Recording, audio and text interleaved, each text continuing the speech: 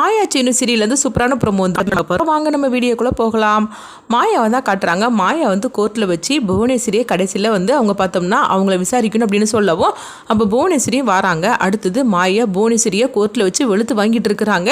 இதனால் பார்க்கும்போது புவனேஸ்வரி வசமாக வந்து மாயா கிட்ட மாட்டிக்கிட்டுதாங்க. அது மட்டும் இல்லாமல் ஜானகியும் ரகுராமும் எந்த தப்புமே இல்லை அப்படின்னு சொல்லிட்டு எல்லா ஆதாரத்தோடையும் வந்து நீதிபதி முன்னாடி வந்து மாயா வந்து விசாரித்து ஆதாரத்தோடு சொல்லவும் இதை கேட்டதுமே நீதிபதிக்கு தெரிஞ்சிருது இவங்க ரெண்டு பேரும் மேலே எந்த தப்புமே கிடையாது அப்படின்னு சொல்லிட்டு இதனால் பார்க்கும்போது அவங்க நீதிபதி வந்து சொல்கிறாங்க இந்த கேஸ் விசாரித்த வரைக்கும் இவங்க ரெண்டு பேரும் மேலேயும் தப்பு இல்லைன்னு தெரிஞ்சு போச்சுது. அதனால் தீர்ப்பை நாளைக்கு நான் சொல்கிறேன் அப்படிங்கவும் அந்த நேரம் பார்த்தோம்னா மாயா அப்படியே கீழே விழுந்துருந்தாங்க. இதை கொஞ்சமே எதிர்பார்க்காத எல்லாருமே ஓடோடி வரவும் அப்போ என்னாச்சு அப்படின்னு சொல்லி கேட்டுட்டு இருக்கும்போது அப்போ தானா வந்து நடந்த விஷயத்த சொல்கிறாங்க. இந்த மாதிரிக்கு மாயாவை இப்படி பண்ணிட்டாங்க அப்படிங்கவும் ஐயோ உடனே நம்ம ஹாஸ்பிட்டலுக்கு அழைச்சிட்டு போகணும் அப்படின்னு சொல்லிட்டு இருக்கும்போது என்ன மாயா இந்த மாதிரிக்கு பண்ணிட்டேன் அப்போமே நம்ம ஹாஸ்பிட்டலுக்கு போயிருக்கலாம் அப்படின்னு சொல்லிட்டு ஜானகி ரகுராம் சீனி எல்லாருமே வந்து கதறி அழுதுகிட்டு இருக்கிறாங்க.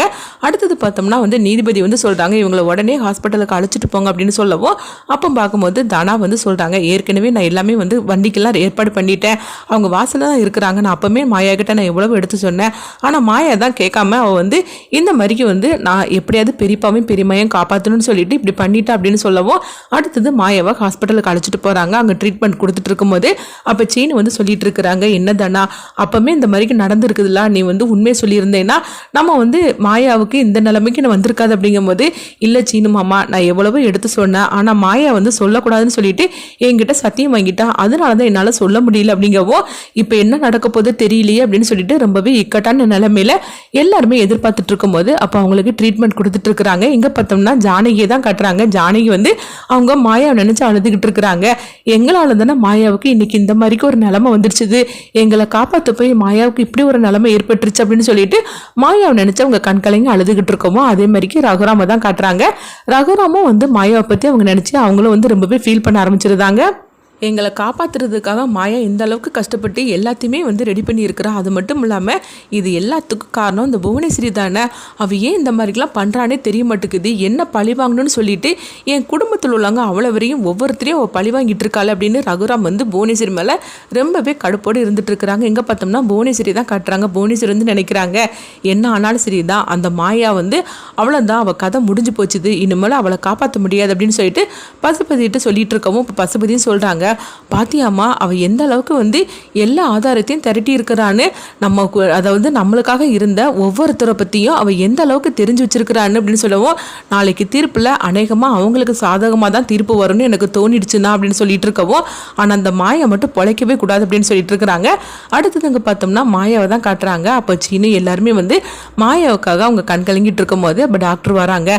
உடனே என்னாச்சு அப்படின்னு சொல்லிட்டு எல்லாருமே கேட்டுட்டு இருக்கும்போது நீங்கள் பயப்பட வேண்டாம் கரெக்டான நேரத்துக்கு நீங்கள் கூட்டிகிட்டு வந்துட்டீங்க அதனால அவங்கள காப்பாத்தியாச்சு கொஞ்ச நேரம் கழிஞ்சு அவங்க கண் முழிச்சிருவாங்க அப்படி நீங்க போய் பார்க்கலாம் அப்படின்னு சொல்லவும் உடனே வந்து எல்லாருமே வந்து அப்பதான் சந்தோஷப்படுறாங்க. எப்படி மாயாவுக்கு ஒன்றும் ஆகலை அப்படின்னு சொல்லிட்டு நினைக்கவும் அடுத்தது கொஞ்ச நேரம் கழிச்சு பார்த்தோம்னா மாயா கண் முழிக்கிறாங்க. இப்போ எல்லாருமே போய் பார்க்குறாங்க என்ன மாயா நீ இப்படி பண்ணிட்டே அப்படின்னு சொல்லிட்டு சீனும் எல்லாருமே கேட்டுட்டு இருக்கவும் அப்போ வந்து மாயா சொல்றாங்க எனக்கு ஒன்றும் ஆகாது பெரியப்பாவையும் பெரியமாவையும் எப்படியாவது காப்பாற்றணும்னு சொல்லி நினைச்சேன் கண்டிப்பாக அவங்களுக்கு நாளைக்கு வந்து நிரபராதின்னு சொல்லிட்டு தீர்ப்பு கொடுத்துருவாங்க அப்படின்னு சொல்லவும் ஆமாம் ஐயா உண்மையை சொல்ல போனாக்கி நீ கொடுத்த ஆதாரம் எல்லாமே வந்து நீதிபதிக்கு வந்து எல்லா உண்மையும் நீ புரிய வச்சுட்ட அதனால வந்து எப்படியும் அவங்க ரெண்டு பேரும் வெளியே வந்துருவாங்கன்னு எங்களுக்கு நம்பிக்கை வந்துருச்சுமா அப்படின்னு சொல்லிட்டு இருக்கவும் அடுத்தது பார்த்தோம்னா வந்து மாயாவை வீட்டுக்கு அழைச்சிட்டு போகலான்னு சொல்லவும் இப்போ மாயாவை வீட்டுக்கு அழைச்சிட்டு வராங்க. இதை பார்த்துட்டு இருக்கிற பத்மா வந்து பயங்கரமாக திட்ட ஆரம்பிச்சிருந்தாங்க. இது உனக்கு தேவையா நான் சொன்னால் நீங்கள் எல்லாம் கேட்க மாட்டீங்க நீ தேவையில்லாமல் புவனேஸ்வரி கிட்ட இந்த வம்பு இழுத்தனால தானே இந்த மாதிரிக்கு அவங்க ஆளுக்கு அப்படி பண்ணிட்டாங்க அப்படின்னு சொல்லவும் உடனே வந்து மணி வந்து பத்மா போட்டு திட்ட ஆரம்பிச்சிருந்தாங்க. நீ என்ன நினச்சிக்கிட்டு இருக்கிற இன்னைக்கு தங்கச்சியும் மாப்பிள்ளையும் வெளியே வர போகிறாங்கன்னா அது மாயாவால் தான் மாயா எந்த அளவுக்கு வாதாடுறதுனால தான் அவங்க ரெண்டு பேரும் வெளியே வர போகிறாங்க அப்படிங்கவும் நீங்கள் சொல்கிறதுலாம் சரி தான் ஆனால் பாருங்கள் இவளுக்கு இன்னைக்கு இந்த மாதிரிக்கு ஒரு நிலைமை ஏற்பட்டிருக்குதுன்னா அது தேவையில்லாமல் இவன் இந்த மாதிரிக்கெலாம் வந்து லாயராக மாறினார் அப்படிங்கும்போது இங்கே பாரு நீ எப்போ பார்த்தாலும் வந்து மாயா மேலே குறை சொல்கிறதுலேயே வந்து கண்ணும் கருத்துமா நீ இருக்கிறனால தான் உனக்கு எதை செஞ்சாலும் சரி தான் அவன் மேலே நீ தப்பு நினச்சிட்டு சொல்லிட்டு இருக்கிற அவள் இந்த மாதிரிக்கு ஒரு நிலைமையில வந்துட்டு இருக்கிறாள் அவள் எப்படி இருக்கான்னு போவான்னு சொல்லி ஒரு வார்த்தை கேட்கறத விட்டுட்டு இப்போ கூட நீ அவளை பற்றி குறை சொல்கிறதுலையே வந்து இருக்கிறியே, நீ விசாமல் இருந்தாலே போரும் போடு போ அப்படின்னு சொல்லிக்கிட்டு மணி வந்து பத்மா போட்டு திட்டவும் அப்போ ரமணி பாட்டி வந்து கெட்டுட்டு இருக்கிறாங்க. உனக்கு இப்படி ஒரு நிலமை வந்துட்டு சொன்னேன்னு என்னால் தாங்கிக்கவே முடியலம்மா, இப்போ நீ எப்படி இருக்கிற அப்படிங்கும்போது பாட்டி நீங்கள் கவலைப்படாதீங்க, எனக்கு ஒன்றும் ஆகலை பாட்டி அப்படிங்கும்போது சரிதான் மாயா நீ போய் ரெஸ்ட் எடு அப்படின்னு சிவராமனும் மணியும் சொல்லவும் அப்போ தானாவும் கதிரும் மாயாவை அழைச்சிட்டு போகிறாங்க, கூட சீனுவும் போகவும் அப்போ மாயா நீ ரெஸ்ட் எடு அப்படின்னு சொல்லிட்டு அவங்க அடுத்தது பார்த்தோம்னா அந்த டேப்லெட்லாம் வந்து சீனு வந்து எடுத்து கொடுக்குறாங்க. அப்போ டேப்லெட்லாம் வந்து மாயா போடவும் அப்போ சீனு வந்து கெட்டுட்டு இருக்கிறாங்க. மாயா உனக்கு இப்படி ஒரு நிலைமை ஏற்பட்டுருச்ச, அப்போ உனக்கு என்னை பற்றி கொஞ்சம் கூட நீ நினைக்கவே இல்லைல்ல அப்படின்னு சொல்லிட்டு இருக்கும்போது என்ன சின்ன எதுக்காக இப்படி பேசுகிற அப்படிங்கும்போது இங்கே பாரு மாமாவையும் அத்தையும் எப்படியாவது வெளிக்கொண்டுட்டு வரணும்னு சொல்லி நினச்சதுல நம்ம எல்லாருமே வந்து வேலை செஞ்சோம்.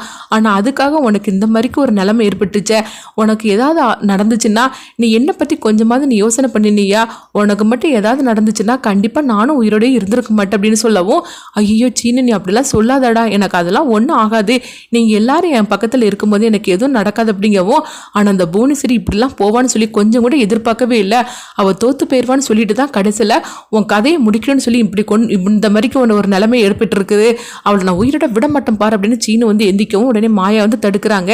சீனி நீ கொஞ்சம் அமைதியாக நீ அவசரப்படாத, இப்போ தான் எல்லா பிரச்சனைக்கும் ஒரு முடிவுக்கு வந்துருக்குது, நீ அடுத்ததான் ஒரு பிரச்சனை தொடங்கிறாத கொஞ்சம் அமைதியாக அப்படிங்கவும் அடுத்ததுங்க பார்த்தோம்னா வந்து புவனேஸ்வரி வந்து பசுபதிட்டு சொல்கிறாங்க எப்படியும் நாளைக்கு ஜானகியும் ரகுராமும் வெளியே வந்துருவாங்க, வந்ததுமே மாயா என்கிட்ட போட்ட சவால் படி நாளைக்கு சித்திரை திருவிழாவை அந்த ஜானகியை வச்சு கொண்டாடிடுவாங்க, அது மட்டும் நடந்துடவே கூடாது அப்படிங்கும்போது இப்போ பசுபதி சொல்கிறாங்க புவனேஸ்வரி நீ ஒன்றும் கவலைப்படாத நான் இருக்கிறோம்ல அப்படின்னு சொல்லிட்டு இருக்கவும் நீ என்ன நான் பண்ண போற அப்படிங்கும்போது அடுத்ததாக பசுபதி ஒரு திட்டத்தை போடுறாங்க.